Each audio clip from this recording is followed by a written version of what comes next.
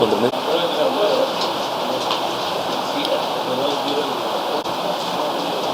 3 రోజులుగా మా party CPML mass line రాష్ట్ర కమిటీ సమావేశం ఇక్కడ ఖమ్మంలో జరిగింది.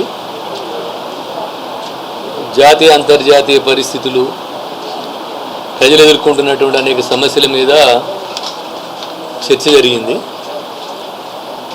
ఆ చర్చల తర్వాత కొన్ని నిర్మాణ కార్యక్రమాలు తీసుకొని అదేవిధంగా కొన్ని తీర్మానాలని ఆమోదించడం జరిగింది. వాటిని మేము ముందుంచడానికి ఈరోజు ప్రెస్ మీట్ ఏర్పాటు చేయడం జరిగింది. వచ్చిన మీ అందరికీ అభినందనలు తెలియజేస్తూ, మొదటగా అహ్మదాబాద్ విమాన ప్రమాద మృతులకి మా పార్టీ తరఫున నివాళి అర్పిస్తూ ఉన్నాం. అది ఘోరమైనటువంటి విపత్తు. ఏవియేషన్ చరిత్రలోనే ఒక పెద్ద దుర్ఘటన. మన దేశానికి చాలా ఇబ్బందికరమైన, అవమానకరమైనటువంటి ఘటనగా మేము భావిస్తున్నాం. విమానంలో ఉన్న ప్రయాణికులతో పాటు దాదాపు 40 మంది మెడికో విద్యార్థులు కూడా చనిపోవడం అనేది మరింత పెను విషాదాన్ని మిగిల్చింది. వాళ్ళకి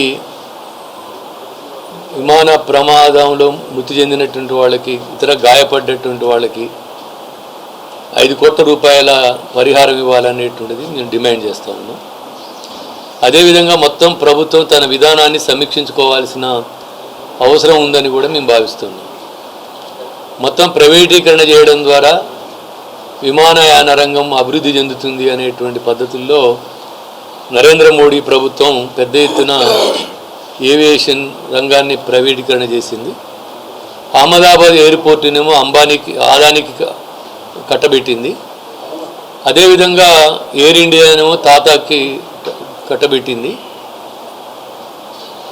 అదానీ, టాటా ఈ 2 బహుళ జాతి కంపెనీలు, పెద్ద మల్టీనేషనల్ కంపెనీలో వ్యవహరించినటువంటి నిర్లక్ష్యపూరిత వైఖరి, సరైనటువంటి పద్ధతుల్లో దాన్ని నిర్వహించడంలో లోపాల వల్ల ఈ ఘోర విపత్తు జరిగి ఇంత అవమానకరమైనటువంటి చరిత్ర మనకు మిగిలింది అనేటువంటి మేము అభిప్రాయపడతా ఉన్నాం. మొత్తంగా వస్తున్నటువంటి దినపత్రికల్లో వస్తున్నటువంటి వార్తల ప్రకారం పెట్రోల్లో కల్తీ జరిగింది అనేటువంటిది, అదేవిధంగా ఎగిరిన 30 సెకండ్ల లోపే ఇంజన్ ఆగిపోయింది అనేటువంటిది, అది పెట్రోల్ కల్తీ వల్ల ఆగిపోయిందని, లేకపోతే సరైనటువంటి నిర్వహణ లోపం వల్ల ఆగిపోయింది అనేటువంటిది ఇలా వార్తలు వస్తూ ఉన్నాయి. ఏది ఏమైనా ఇదంతా ప్రైవేటీకరణ వల్ల జరిగినటువంటి తప్పిదం, ప్రభుత్వం వల్ల తప్పిదం. కాబట్టి ఇంతవరకు రైల్వే మంత్రి కానీ, ప్రధానమంత్రి కానీ దాని బాధ్యత వహించకపోవడం అనేటువంటిది ఘోరమైనటువంటి విధానంగా మేము భావిస్తాము. ఇంత పెద్ద ఎత్తున మంది చనిపోయి వాళ్ళ తప్పిదం వల్ల, చనిపోతే కనీసం విమానయాన శాఖ మంత్రి కూడా రాజీనామా చేయకపోవడం అనేటువంటిది ఏదైతే ఉన్నదో, ఇలాంటి ఘటనలు మరిన్ని జరిగినా కాస్తైనా విచారం వ్యక్తం చేయని పరిస్థితి ఉంటుందని చెప్పి మేము భావిస్తూ ఉన్నాం. ఇక్కడ ఆ దుర్ఘటన పట్ల చాలా దిగ్భ్రాంతిని, విచారాన్ని వ్యక్తం చేస్తూ ఉన్నాం. ఇప్పటికైనా కేంద్ర ప్రభుత్వం ప్రైవేటీకరణ మోజుని విడనాడి ప్రభుత్వమే సమర్థవంతంగా నిర్వహించాలనేటువంటిది మేము కోరుతాం. అదేవిధంగానే రెండో అంశం, ఇలా ప్రపంచంలో అమెరికా అనేది, నేను ప్రపంచానికి అధ్యక్షుడిగా అమెరికా అధ్యక్షుడు భావిస్తాము, తను అమెరికా అధ్యక్షుడిగా భావించట్లేదు. అదేవిధంగా పశ్చిమాసియాలో ఇజ్రాయెల్ అనేటువంటి దేశాన్ని ఒకటి క్రియేట్ చేసి దాని ఒక దురహంకార, అదేవిధంగా దురాక్రమణ దేశంగా తయారు చేసి ఆయుధాలు ఇచ్చి, శిక్షణ ఇచ్చి, పెద్ద ఎత్తున దురాక్రమణ దేశంగా దాన్ని తయారు చేసిన ఫలితంగానే ఇలా పశ్చిమాసియాలో శాంతి లేకుండా పోయినటువంటి పరిస్థితి ఉన్నది. మనందరం చూస్తే నరమేధం కొనసాగుతుంది, మారణహోమం కొనసాగుతుంది. గాజాని మొత్తం ఖాళీ చేయించి అక్కడ ఒక పర్యాటక కేంద్రంగా తయారు చేయాలని చెప్పి ట్రంప్ భావిస్తూ ఉన్నాడు. అంటే మానవ అన్నాన్ని, పసిపిల్లలతో సహా 15,000 మంది పసిపిల్లలు చనిపోయారు, 50,000 మంది పైగా మారణహోమానికి గురయ్యారు, 1,25,000 మంది క్షతగాత్రులకు గురయ్యారు. అన్ని భవనాలు, స్కూళ్ళు, హాస్పిటల్స్, వంతెనలు అన్నీ ధ్వంసం అయిపోయినాయి, రోడ్లు అయిపోయినాయి. ఇంత మారణహోమం జరుగుతున్న కనీస విచారం వ్యక్తం చేయనటువంటి అమెరికా కానీ, అదేవిధంగా ఇజ్రాయెల్ దేశం కానీ ఇలా మరోసారి అటు లెబనాన్ మీద దాడులు చేసింది. ఇటుపక్క ఒక పశ్చిమాసియాలో స్వతంత్ర దేశంగా ఉండి అమెరికా విధానాలను వ్యతిరేకిస్తున్నటువంటి ఇరాన్ మీద పెద్ద ఎత్తున కార్పెట్ బాంబింగ్ చేసి ఇలా ఇరాన్ని కూడా ధ్వంసం చేయాలని చెప్పి ప్రయత్నం చేస్తూ ఉంది. పైగా ట్రంప్ ఆయన ఏం చెప్తున్నాడంటే ఇరాన్ ఇప్పటికైనా అతను ఒప్పందానికి రావాలి, లేకపోతే ఇంకా పరిణామాలు ఉంటాయని చెప్తున్నాడు. అంటే తనే దాడి చేయించారనేటువంటిది చెప్పగానే చెప్తున్న స్థితి ఉన్నది.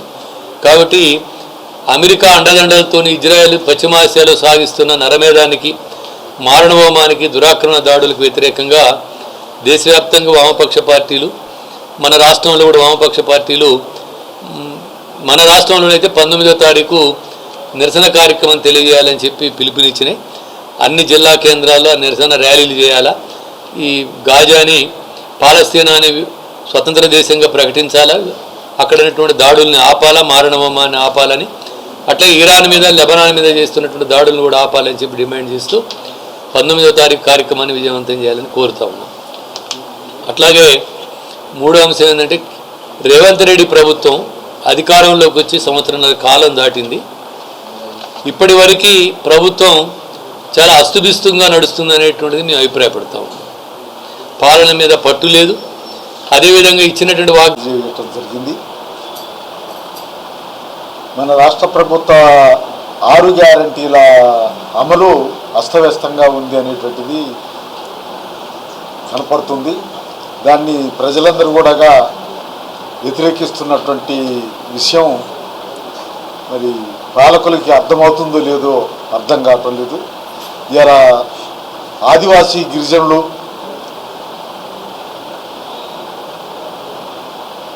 ఏజెన్సీ ప్రాంతంలో జీవిస్తున్నటువంటి గిరిజనులు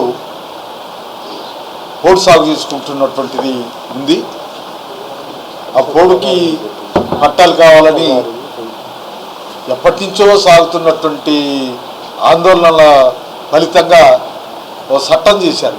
కాంగ్రెస్ గవర్నమెంటే చట్టం చేసింది, కానీ దాన్ని అమలు చేయకుండా సాఫ్ కింద పెట్టేసింది. దాని ఇవాళ ఎన్నికల ప్రయోజనం కోసం ఎన్నికల్లో మళ్ళా ప్రజల్ని ఎట్లా చేయాలనేటువంటి పద్ధతుల్లో కొంత ముందుకొచ్చి కొంతమందికి ఇచ్చారు. మొత్తం మొన్న ఉన్నటువంటి కేసీఆర్ ప్రభుత్వం సర్వే చేస్తే 14 లక్షల ఎకరాలు అని తేలింది. దాంట్లో ఆ కేసీఆర్ ప్రభుత్వం ఎంతమందికి పట్టాలు ఇచ్చింది అని చూస్తే 4 లక్షలకు మాత్రమే ఇచ్చింది. ఇంకా 10 లక్షల ఎకరాలకి పట్టాలు ఇవ్వాలి. ఆ 10 లక్షల ఎకరాలకి పట్టాలు ఇస్తామని చెప్పి వాగ్దానం చేసినటువంటి రేవంత్ రెడ్డి ఇవాళ దాన్ని విస్మరించాడు. మొత్తానికి వివిధ పద్ధతుల్లో వాగ్దానాలు చేస్తూ వస్తున్నారు, వాగ్దానాలని కురిపిస్తూ వస్తున్నారు. గిరిజనులకు ఎవరికి పట్టాలు ఇచ్చినటువంటి వాళ్ళకు కూడా దేంటి సోలార్ కరెంటు ఇస్తున్నట్టుగా దానికి ప్రభుత్వం అంతా ఇది చేస్తున్నట్టుగా వస్తుంది. ఆ బోర్లు డిపార్ట్మెంటు బోర్లు వేసింది, అక్కడ ఫారెస్ట్ వాళ్ళు కరెంట్ లైన్ వేయనిత్తలేరు. మరి ఇప్పటికీ ఇంకా వాళ్ళు దున్నుకుంటున్నటువంటి పోడు భూమి చుట్టూ ట్రెంచీలు కొడుతున్నారు. వాళ్ళకు అడ్డం పోయినటువంటి గిరిజనుల మీద పోలీసులు ఫారెస్ట్ అధికారులు కలిసి కేసులు పెడుతున్నారు. మరి వాగ్దానం చేసినటువంటి వాళ్ళు, ఆ పేరుతోటి అధికారంలోకి వచ్చినటువంటి వాళ్ళు ఇది జరుగుతుంటే ఏం చేస్తున్నారు అనేటువంటిది అర్థం కావట్లేదు. అందుకనే వెంటనే ఆ బోర్లు వేసిన దగ్గర ఆ సోలార్ కరెంటు పెట్టేందుకు కావాల్సిన అధికారం ప్రభుత్వం దగ్గర ఉంది. ప్రభుత్వం దాన్ని అమలు చేయాలి, ఫారెస్ట్ వాళ్ళని బ్రేక్ చేయాలి. అది అడ్డపోయినటువంటి వాళ్ళ మీద అడగొలు కేసులు పెడుతున్నారు.